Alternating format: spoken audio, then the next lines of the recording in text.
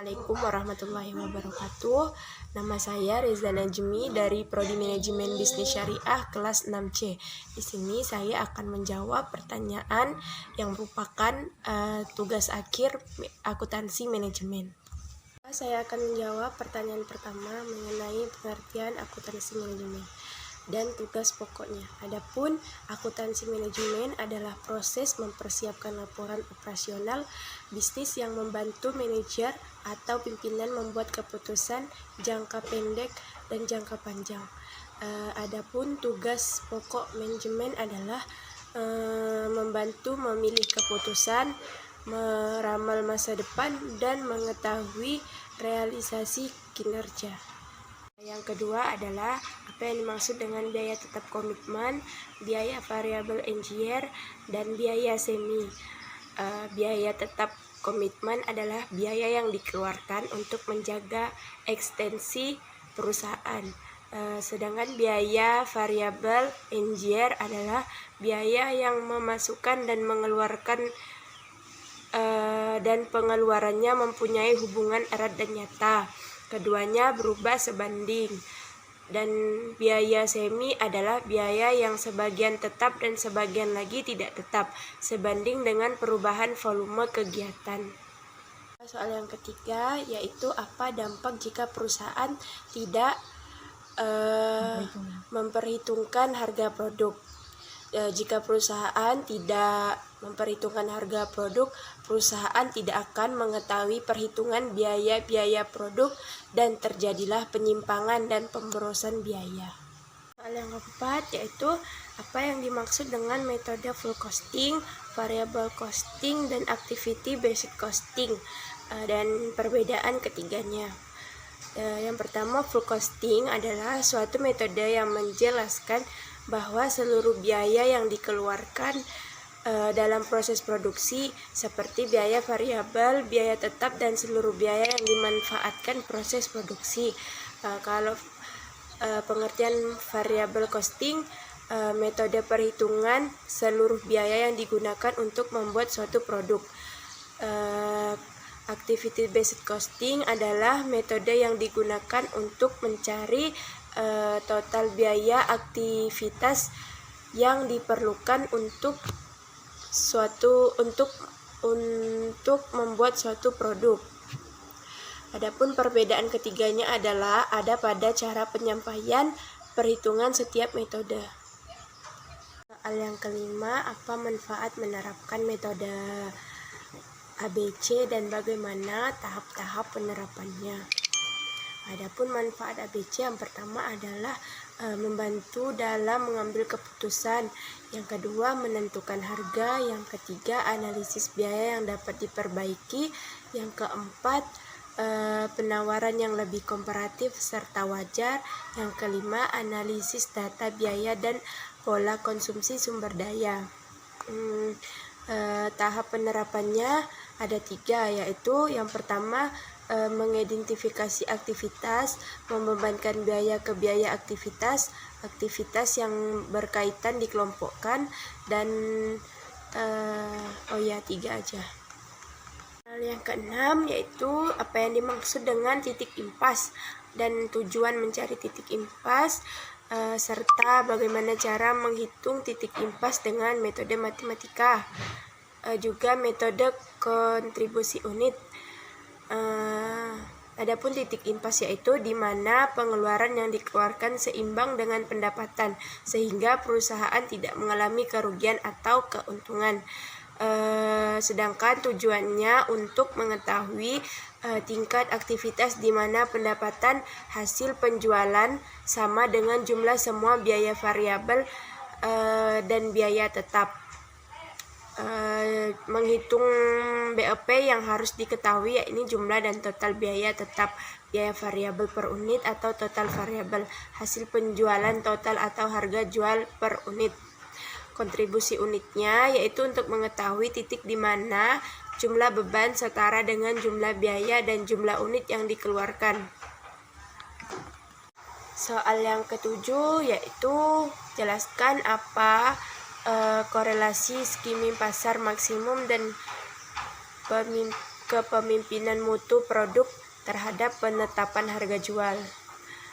Skimming adalah hubungan, yaitu hubungan antara skimming pasar dengan pasar maksimum dan kepemimpinan mutu produk terhadap penetapan harga jual, yaitu menguasai pasar dalam bidang permintaan dan mutu produk, karena hal tersebut sangat berpengaruh besar terhadap kualitas pasar.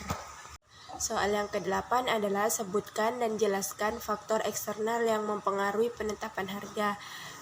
Yang pertama, faktornya adalah harga pokok sejenis. Sangat berpengaruh harga pokok ini terutama pada produk-produk baru. Apabila harga produk baru lebih mahal sedangkan kualitasnya tidak baik, maka dipastikan produk tersebut tidak laku. Yang kedua, harga pokok substitusi atau pengganti produk yang memiliki kegunaan sama namun kualitasnya lebih rendah. Dan yang ketiga, daya beli masyarakat. Faktor penting dalam penentuan harga permintaan hanya akan ada apabila didukung oleh keinginan serta daya beli masyarakat. Lanjut soal yang ke-9, yaitu bagaimanakah penerapan skimming price terhadap strategi penetapan harga pada produk baru. Adapun skimming price ini penerapan terhadap strategi penerapan harga untuk produk baru, mematok harga tinggi pada produk yang dihasilkan, diharapkan dapat menutup biaya dan menghasilkan laba maksimum, atau perusahaan memberikan keyakinan dengan harga mahal, harga produk perusahaan berkualitas. Yang ke-10 adalah hal apa sajakah yang menjadi corner dalam perusahaan pengendalian manajemen.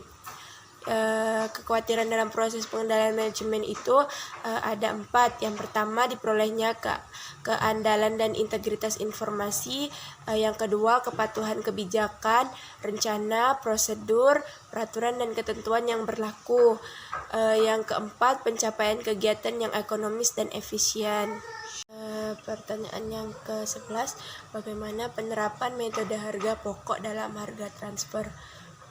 Penerapan metode harga pokok dalam harga transfer ini yaitu dengan menggunakan full costing method, yang merupakan metode penentuan harga pokok produksi yang memperhitungkan semua unsur biaya produksi ke dalam harga pokok produksi yang terdiri dari biaya bahan baku, biaya tenaga kerja langsung, dan overhead pabrik, baik variabel maupun tetap, dan menggunakan variabel costing yang hanya memperhitungkan biaya produksi yang berperilaku variabel dalam harga pokok produksi, berupa biaya bahan baku, biaya tenaga kerja langsung, dan overhead pabrik. Soal yang ke-12 yaitu sebut dan jelaskan karakteristik penyusunan anggaran. Adapun karakteristik penyusunan anggaran yaitu yang pertama, anggaran dinyatakan dalam satuan keuangan dan satuan selain keuangan. Yang kedua, anggaran umumnya mencakup jangka waktu 1 tahun.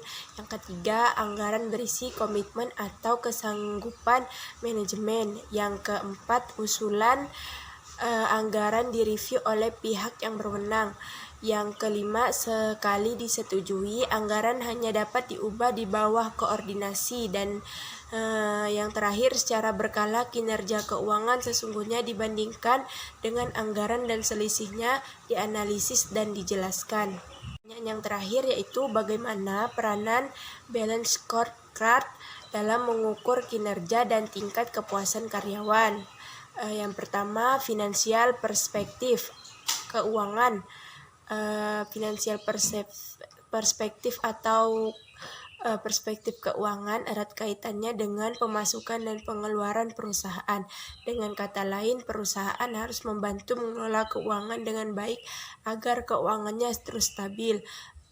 Misalnya biaya operasional, biaya produksi, biaya bahan baku, biaya tenaga kerja, termasuk keuntungan dari aktivitas penjualan. Yang kedua, perspektif pelanggan. Pelanggan berkaitan dengan cara perusahaan melayani pelanggan. Dalam hal ini, setiap pelanggan harus diperlakukan secara layak.